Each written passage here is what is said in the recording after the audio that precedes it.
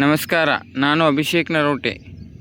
ಕೃಷಿ ಪಂಚಾಂಗ ಅಥವಾ ಚಂದ್ರ ಕೃಷಿ ಪಂಚಾಂಗ ಒಂದು ಪಾರಂಪರಿಕ ಕೃಷಿ ಪದ್ಧತಿಯಾಗಿದ್ದು ಕೃಷಿ ಚಟುವಟಿಕೆಗೆ ಸಹಾಯವಾಗುತ್ತದೆ. ಅಂದರೆ ಇವತ್ತಿನ ಸಮಯದಲ್ಲಿ ಕಳೆಗಳು ಅಂದರೆ ಕಸಗಳ ಹತೋಟಿ ಮಾಡಲು ಕೃಷಿ ಪಂಚಾಂಗದಲ್ಲಿ ಯಾವ ಸಮಯ ಉತ್ತಮ ಅಂತ ನೋಡೋಣ.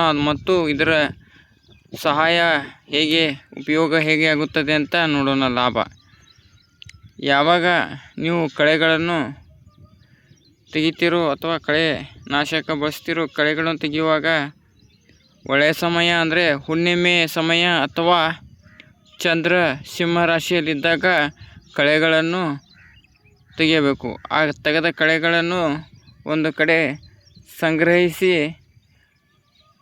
ಒಣಗಿದ ನಂತರ ಅದನ್ನು ಸುಟ್ಟು ಬೂದಿಯನ್ನು ಯಾವ ಜಾಗದಲ್ಲಿ ನೀವು ಕಳೆ ತೆಗೆದಿರ್ತೀರೋ ಅದೇ ಜಾಗದಲ್ಲಿ ಅದನ್ನು ಚಿಮುಕಿಸುವುದರಿಂದ ನಿಮಗೆ ಒಳ್ಳೆಯ ಲಾಭ ಸಿಗುತ್ತದೆ ಕೃಷಿಯಲ್ಲಿ.